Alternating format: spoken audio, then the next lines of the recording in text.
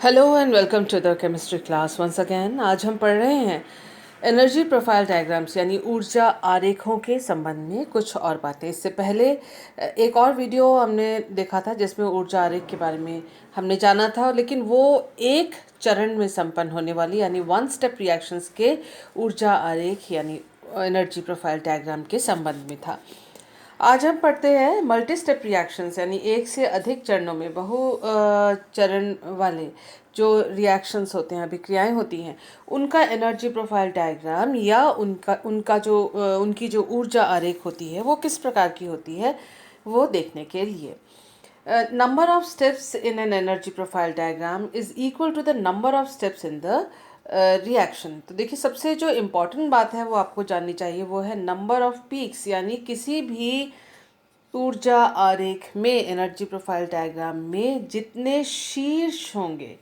देखिए, अगर 3 शीर्ष हैं तो 3 स्टेप में वो रिएक्शन पूरा होगा। ठीक उसी तरह से अगर 2 शीर्ष हैं तो 2 चरणों में पूरा होगा, या फिर 1 2 3 4 स्टेप 4 शीर्ष हैं तो 4 चरणों में वो अभिक्रिया पूरी होगी। तो इस प्रकार से जो एनर्जी प्रोफाइल डायग्राम है उसमें नंबर ऑफ पीक्स यानी शीर्ष की संख्या के द्वारा हम ये पता कर सकते हैं कि उस रिएक्शन में, संबंधित रिएक्शन में या कंसर्न्ड रिएक्शन में नंबर ऑफ स्टेप्स यानी चरणों की संख्या, कितने चरणों में वो अभिक्रिया जो है वो पूरी हो रही है। More deep the energy well in the energy profile diagram, it means that the intermediate is more stable. जो दूसरी बात इंपॉर्टेंट है, पहली बात तो नंबर ऑफ पीक्स आपको जाननी चाहिए। देखने एनर्जी प्रोफाइल डायग्राम देखते ही हमको नंबर ऑफ पीक्स दिख जाएंगे, नंबर ऑफ पीक्स देखते ही हम पता कर सकते हैं कि कितने चरण है उस अभिक्रिया में। और दूसरी चीज़ जो हमें एनर्जी प्रोफाइल डायग्राम देखते ही पता पड़ जाएगी वो है कि जो ये पीक्स हैं, 2 पीक्स के बीच की जो दूरी है, जो जगह है इन दोनों के बीच में, इसे एनर्जी वेल कहा जाता है या इसको कहते हैं ऊर्जा कूप। ऊर्जा कूप कहा जाता है उसको, एनर्जी वेल यानी ऊर्जा कूप। तो ये जो ऊर्जा कूप है या एनर्जी वेल है वो कितना डीप है, कितना गहरा है, उसके ऊपर डिपेंड करता है कि जो मध्यवर्ती बनने वाला है वो कितना स्थायी है या नहीं है। देखिए कि आपने इससे पहले वाले जो वीडियो है उसमें भी ये चीज़ देखी थी कि देखिए, इंटरमीडिएट जब बनता है तो 2 स्टेप कम से कम चाहिए होते हैं। अगर इस प्रकार का एक एनर्जी प्रोफाइल डायग्राम है और दूसरा एनर्जी प्रोफाइल डायग्राम जो है वो ऐसे है, तो इन दोनों को देखकर आप आराम से कह सकते हैं कि ये जो ऊर्जा कूप है ये गहरा है और ये जो ऊर्जा कूप है ये गहरा नहीं है। ये डीप है, ये डीप वेल है, गहरा वेल है, और ये डीप वेल नहीं है। लेकिन इसके साथ एक और चीज़ है कि दोनों में ही 2 पीक्स हैं यानी 2 चरणों में, 2 स्टेप्स में रिएक्शन पूरा हो रहा है। और साथ ही साथ ये जो पॉइंट है, ये पॉइंट है एनर्जी वेल का, ये दोनों जो पॉइंट्स हैं ये इंटरमीडिएट या मध्यवर्ती बनने के को दर्शाते हैं, रिप्रेजेंट करते हैं। तो ये वाला जो इंटरमीडिएट होगा वो ज़्यादा स्थायी होगा और ये इंटरमीडिएट जो होगा, क्योंकि ऊर्जा को या एनर्जी वेल गहरा नहीं है, डीप नहीं है, इसलिए ये अनस्टेबल होगा और ये स्टेबल होगा। तो ये दोनों बातें जो है, नंबर ऑफ स्टेप्स और स्टेबिलिटी ऑफ द इंटरमीडिएट, चरणों की संख्या, अभिक्रिया में चरणों की संख्या और मध्यवर्ती का स्थायित्व, ये दोनों ही एनर्जी प्रोफाइल डायग्राम या ऊर्जा आरेख को देखते ही हमें पता पड़ जाता है। 2 or more step reactions show 1 or more energy wells in the energy profile diagram. देखिए, अगर 2 चरणों में कोई अभिक्रिया या कोई रिएक्शन 2 स्टेप में पूरी हो रही है तो वो एक एनर्जी वेल दिखाएगा। ज़्यादा स्टेप्स में पूरी हो रही है कोई रिएक्शन तो वो एक से ज़्यादा एनर्जी वेल या ऊर्जा को प्रदर्शित करेगा। जितने स्टेप्स होंगे, अगर स्टेप्स की संख्या n है तो इंटरमीडिएट की संख्या होगी n-1, क्योंकि 2 चरणों के मध्य में इंटरमीडिएट बनता है। उसी तरह से स्टेप्स की संख्या अगर n होगी तो शीर्ष की संख्या भी n होगी और एनर्जी वेल की संख्या n-1 होगी। तो ये दोनों चीज़ें आप ध्यान रखिएगा। ये खास तौर से तब यदि आप कोई कॉम्पिटिटिव एग्ज़ाम्स दे रहे हैं या एग्ज़ाम्स में ये पूछा जाता है एनर्जी ऊर्जा आरेख के बारे में या एनर्जी प्रोफाइल डायग्राम के बारे में शॉर्ट नोट्स आते हैं, तो ये चीज़ें बहुत इंपॉर्टेंट मानी जाती हैं। तो हम इन बातों को जो अभी हमने पढ़ा उसके ऊपर हम ये एग्जाम्पल को स्टडी करते हैं। पहला केस हमारे स्क्रीन पे है। इसमें देखिए ऊर्जा, ये पोटेंशियल एनर्जी है या स्थितिज ऊर्जा है अभिक्रिया के सिस्टम की या रिएक्शन जो सिस्टम है उसकी। और आप ये देख सकते हैं कि इधर के साइड में जो है एक्स एक्सिस में ये टाइम या प्रोग्रेस ऑफ रिएक्शन यानी अभिक्रिया जो हो रही है वो अभिक्रिया का प्रोग्रेस या उसके होने का जो समय है वो इस दिशा में, जैसे जैसे टाइम बढ़ता जाएगा वैसे वैसे जो अभिक्रिया जो है वो रिएक्टेंट से प्रोडक्ट की ओर बढ़ता चला जाएगा। तो अभिक्रिया इस दिशा में संपन्न हो रही है। देखिए इस एनर्जी प्रोफाइल डायग्राम को देखते ही हमें ये पता पड़ता है कि दो शीर्ष हैं, इसके अंदर दो शीर्ष हैं, एक ये शीर्ष है, एक ये शीर्ष है। देयर आर टू पीक्स, तो दो पीक हैं, तो उसका मतलब ये टू स्टेप रिएक्शन है, क्योंकि हमने अभी देखा था कि जितने संख्या में पीक्स होंगे उतने ही स्टेप्स में वो रिएक्शन पूरा होगा। So it is a two step reaction and two step reaction because two peaks in the energy profile diagram. तो क्योंकि दो चरणों में संपन्न होने वाली अभिक्रिया है, क्योंकि इसके एनर्जी प्रोफाइल या ऊर्जा आरेख में दो शीर्ष हैं, दो पीक्स हैं।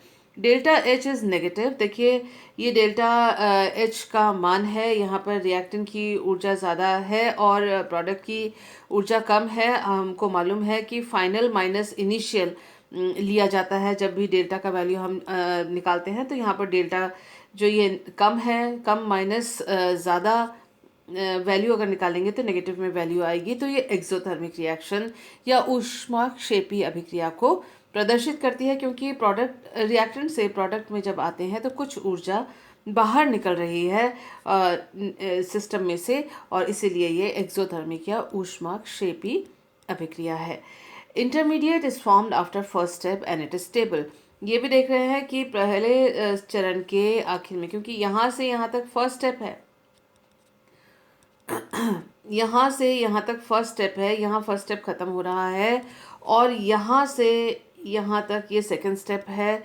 देखिए इस जगह तक पहला स्टेप पूरा होता है और यहाँ से यहाँ तक सेकंड स्टेप पूरा होता है।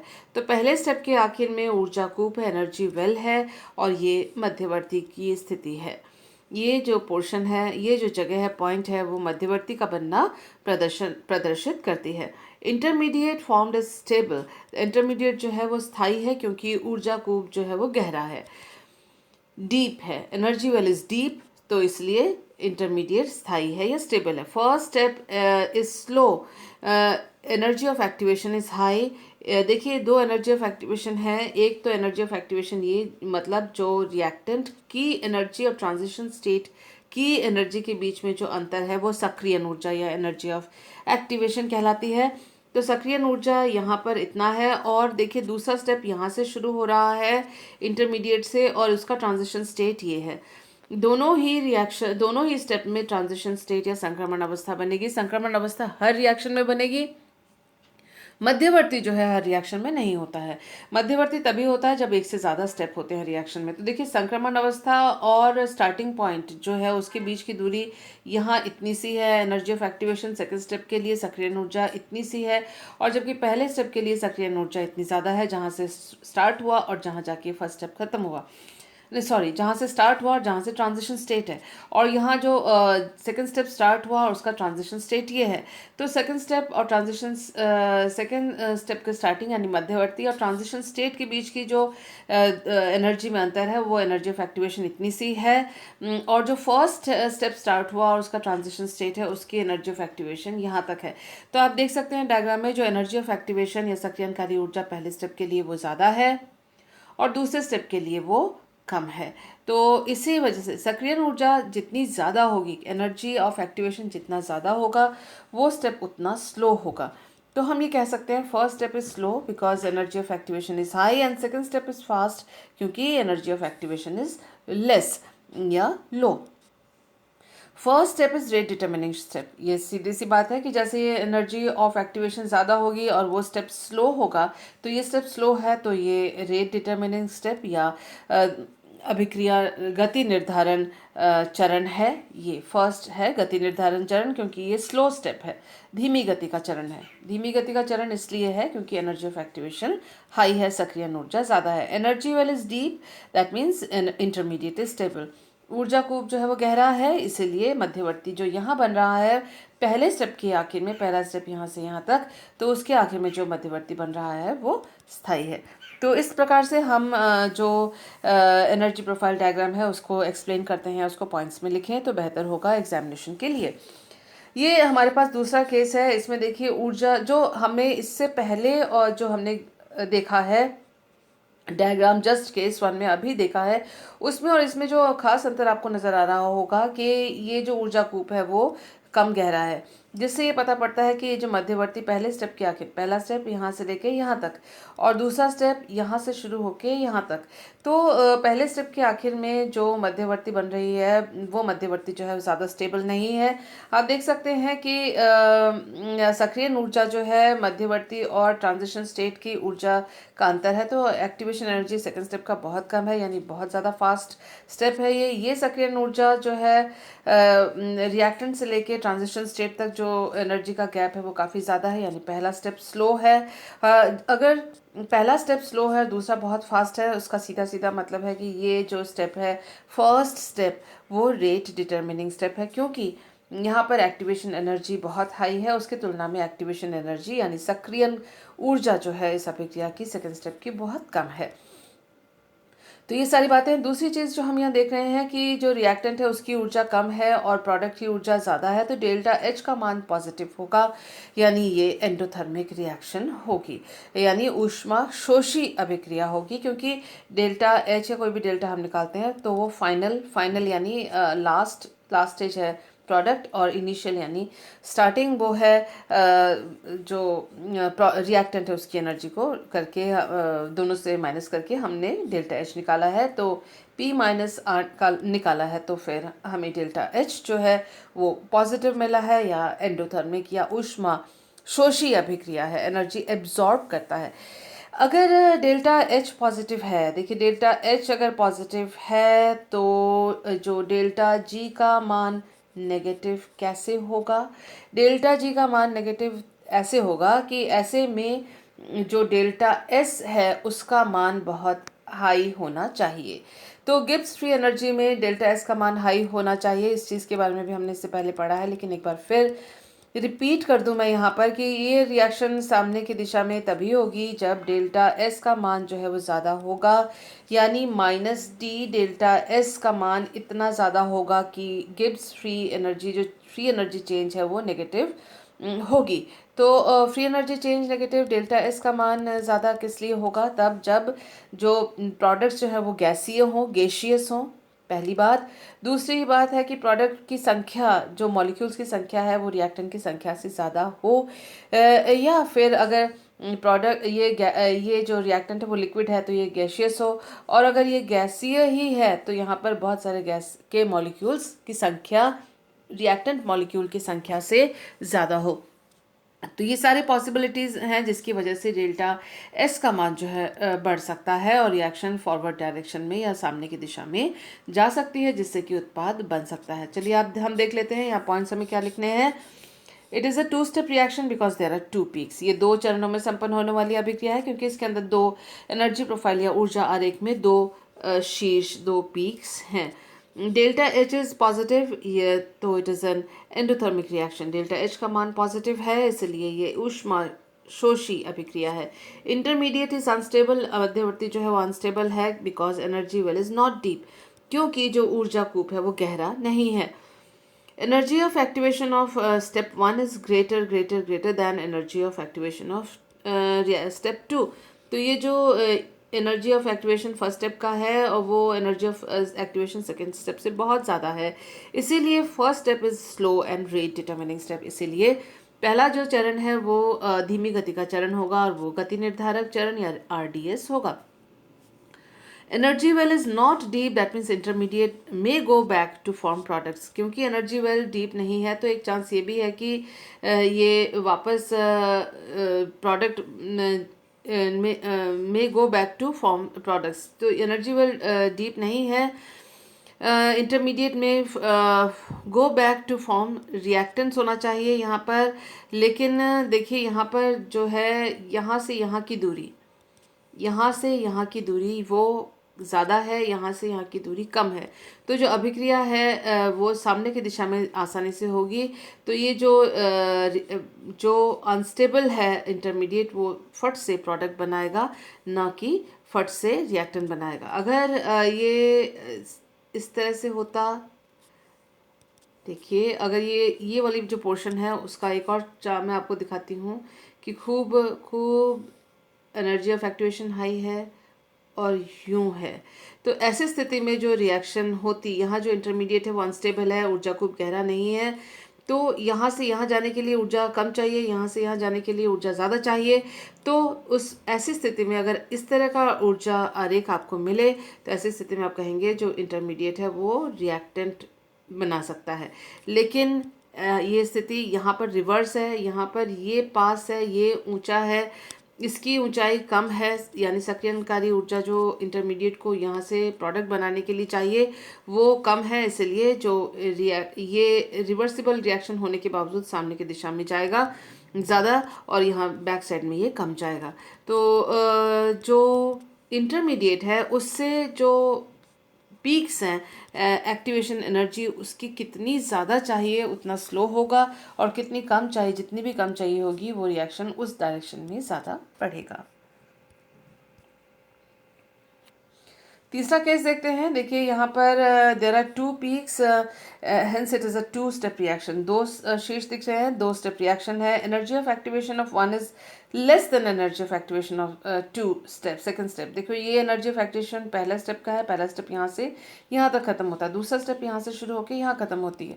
तो पहले स्टेप का जो एनर्जी ऑफ एक्टिवेशन है वो कम है और दूसरे स्टेप का एनर्जी ऑफ एक्टिवेशन ज़्यादा है। तो इसीलिए ये स्टेप जो होगा वो जो है फास्ट स्टेप होगा और ये स्टेप जो है वो स्लो स्टेप होगा।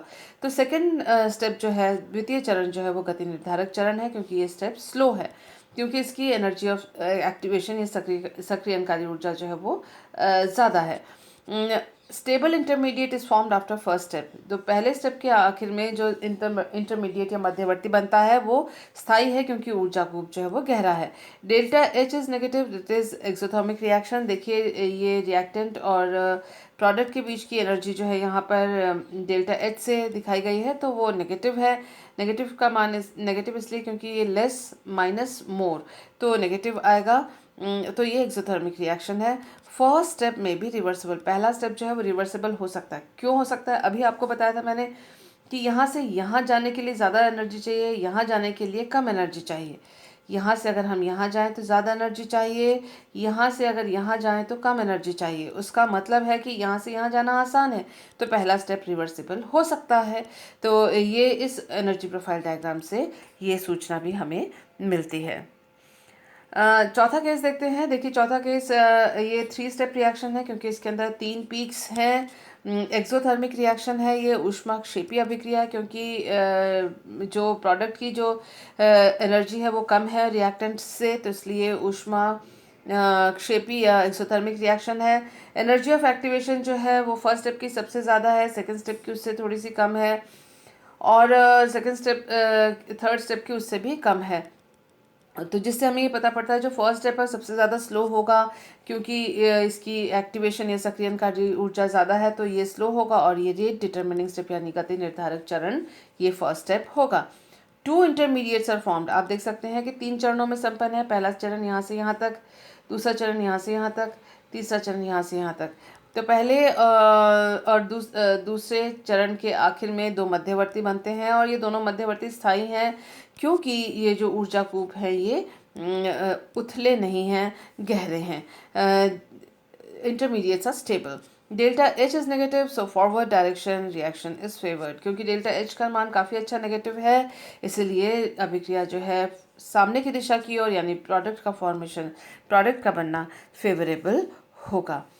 कैटालाइटिक रिएक्शन देख लेते हैं। कैटालाइटिक यानी उत्प्रेरकीय अभिक्रिया, इसमें पोटेंशियल एनर्जी यहाँ दिखाई गई है, टाइम इस साइड में दिखाया गया है, जैसा कि हर ऊर्जा आरेख में या एनर्जी प्रोफाइल डायग्राम में दिखाया गया है। देखिए कैटलिस्ट का काम होता है रिएक्शन को फास्ट करना, और फास्ट कर सकते हैं जब ट्रांजिशन एनर्जी, जो एक्टिवेशन एनर्जी है ट्रांजिशन स्टेट बनने के लिए, या सक्रियणकारी ऊर्जा का मान जो है अगर घट जाता है तो।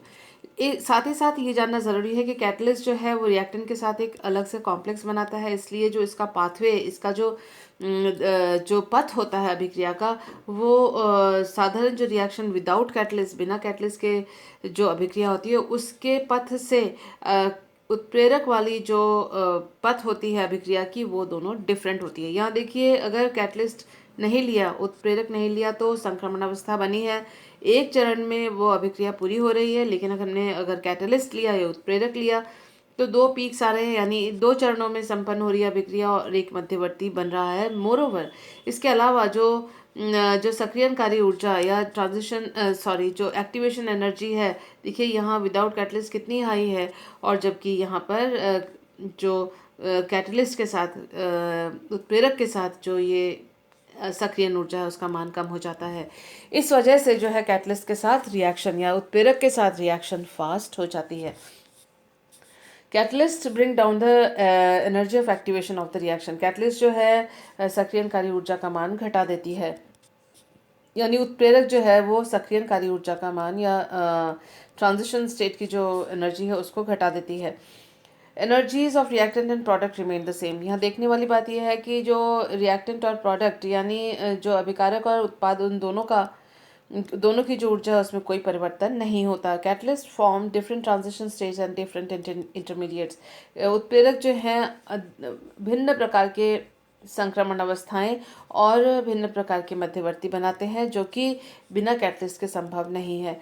Path of reaction is different with catalyst. अभिक्रिया का जो पथ होता है वो कैटलिस्ट के साथ अलग पथ होता है, अभिक्रिया की अलग तरह से वो अग्रसर होता है, और जो कैटलिस्ट के बिना जो अभिक्रिया होती है वो एक डिफरेंट टाइप से या भिन्न प्रकार से अग्रसित होती है।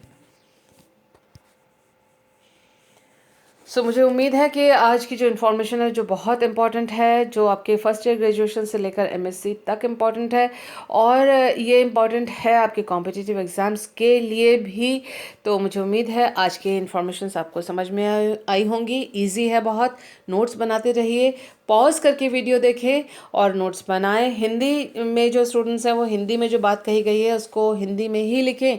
ज़रूरी नहीं है कि आप इंग्लिश में लिखें, जहाँ तक हो सके इंग्लिश में अगर आप इजीली लिख सकते हैं तो लिखें, वरना इसकी चिंता ना करें। Thank you for being with me.